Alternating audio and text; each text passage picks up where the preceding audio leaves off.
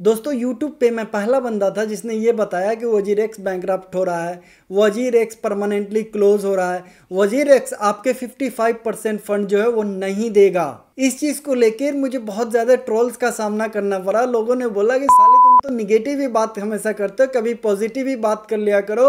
उसके बाद वजीरेक्स की जो ट्रोल आर्मी है उसने मुझे धमकी दी कि तुम्हारा यूट्यूब चैनल बंद करवा देंगे, लेकिन सच्ची बात तो मैं बोलता ही रहूँगा और जब बात निकली है तो दूर तक जानी चाहिए। इसलिए आप लोगों से रिक्वेस्ट है कि इस वीडियो को ज़्यादा से ज़्यादा शेयर कीजिए ताकि हमारा सोता हुआ शेर जागे और निश्चल शेट्टी की बैंड बजा दे। दोस्तों इस एफिडेविट में कई सारी शॉकिंग इन्फॉर्मेशन निकल के सामने आ रही है जिसके बारे में हम आज डिस्कस करेंगे। साथ ही इस एफिडेविट से ऐसा लग रहा है कि आपके जो 55% फंड बचे हुए हैं वो भी आपको नहीं मिलेंगे। तो चलिए हम डिटेल में डिस्कस करेंगे कि ऐसा क्यों होगा। दोस्तों आपके जहन में एक क्वेश्चन आ रहा होगा कि इंडिया की कंपनी है, इंडिया में ही ऑपरेट करती है, तो बैंकरप्सी या इंसॉल्वेंसी के लिए सिंगापुर की कोर्ट में क्यों फाइल किया एफिडेविट। तो इसको समझने के लिए कंपनी का शेयर होल्डिंग पैटर्न आपको समझना पड़ेगा। वजीरेक्स को दो कंपनी होल्ड करती है, जिसमें पहली कंपनी है जेनमई लैब्स जो कि इंडिया की कंपनी है, जो 1% शेयर होल्डिंग है इसके पास, और निश्चल शेट्टी जो है इसके ऑनर है।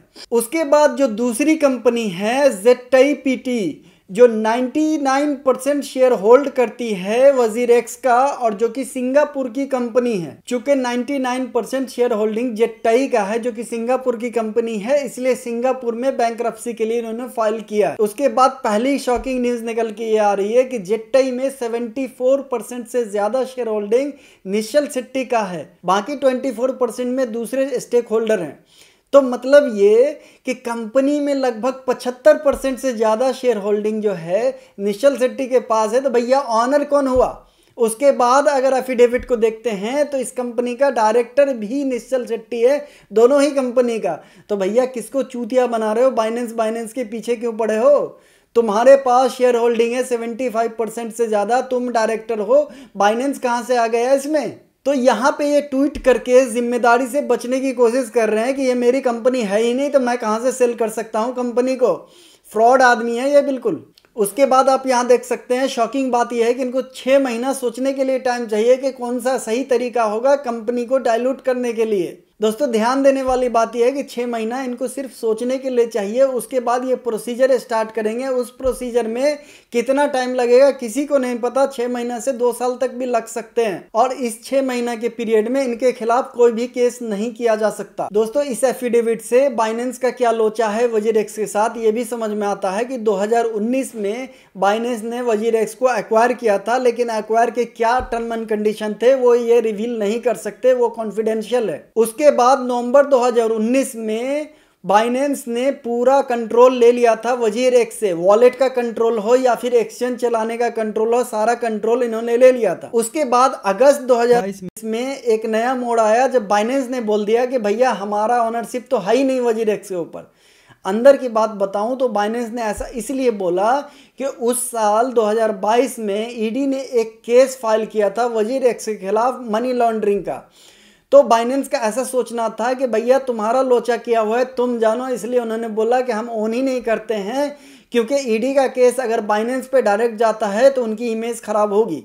दोस्तों उसके बाद आप यहाँ देख सकते हैं बाइनेंस सीजेड ने अनाउंस किया कि वजीरेक्स को वॉलेट को वो डिसेबल करने वाले हैं, तो यूजर का अगर कोई फंड है तो उसको वो बाइनेंस पे ट्रांसफर कर सकते हैं। तो दोस्तों फरवरी 2023 में बाइनेंस ने वजीरेक्स को सारे फंड ट्रांसफर कर दिए, और वजीरेक्स ने बोला कि यूजर इंटरेस्ट को ध्यान में रखते हुए हम एक्सचेंज तो क्लोज कर नहीं सकते, तो उन्होंने फंड को एक्सेप्ट कर लिया। लेकिन इतना बड़ा फंड जो है खुद नहीं संभाल सकते थे, खुद संभालना मुश्किल था, इसीलिए लिमिनर को कस्टडी यानी कि सिक्योरिटी के लिए इन्होंने हायर किया। उसके बाद इनके पास जो एसेट अवेलेबल है उसकी डिटेल शेयर की कि टोटल एसेट जो इनके पास हैं 284 मिलियन है, जिसमें बीटीसी की अगर बात करें तो 69 मिलियन है, बाकी दूसरे क्वाइन है जो आप यहाँ देख सकते हैं। उसके बाद निश्चल शेट्टी ने फिर से एक चूतियापा कर दिया, आपके 12 मिलियन चोरी कर लिए, लगभग 100 करोड़ रुपए चोरी कर लिए, ये कह के कि लीगल फीस और प्रोसेसिंग के लिए हमें एक्सपेंसेस चाहिए। अबे लूटे हुए को और कितना लूटोगे भाई?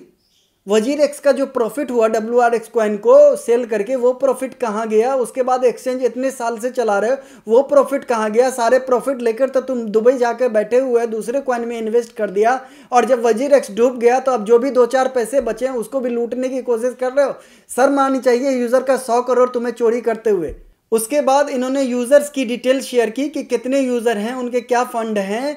उसमें इन्होंने ये बताया है कि 640 कॉरपोरेट यूज़र है। ध्यान देने वाली बात यह है कि कॉरपोरेट यूज़र हैं तो ये एक प्रॉब्लमेटिक बात है एक रिटेल यूज़र के लिए।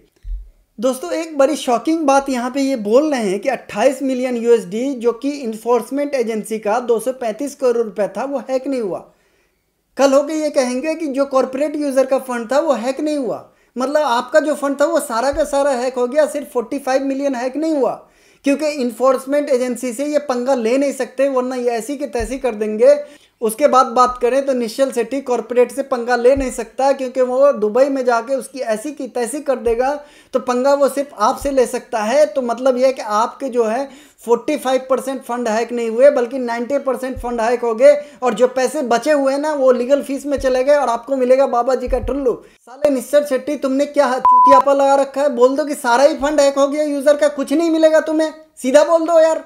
उसके बाद बात करें तो दुनिया के जो टॉप मोस्ट लॉ फर्म है इनको हायर किया है, यानी कि आपके पैसे डुबा दिए। उसके बाद जो पैसे बचे हुए हैं वो बड़े बड़े लॉयर को हायर कर रहे हैं, जो पैसे बचे हैं उससे अपने आप को सेव करने की वो कोशिश करेंगे, ताकि ये लॉ फर्म इतना बेहतरीन पेपर वर्क करे कि इनके ऊपर कुछ भी ना आ सके ब्लेम। दोस्तों उसके बाद इन्होंने कुछ प्लान्स बताए हैं, जैसे कि नंबर 1 पे अगर देखें तो वाइट नाइट, यानी कि किसी बड़े इन्वेस्टर को ये ढूंढ रहे हैं जो कि वजीर एक्स में इन्वेस्ट कर सके। जैसे कि आप मान लीजिए कि रिलायंस बोले कि हम इन्वेस्ट करते हैं, और बाद में कुछ % या 100% शेयर होल्डिंग उनकी हो जाएगी।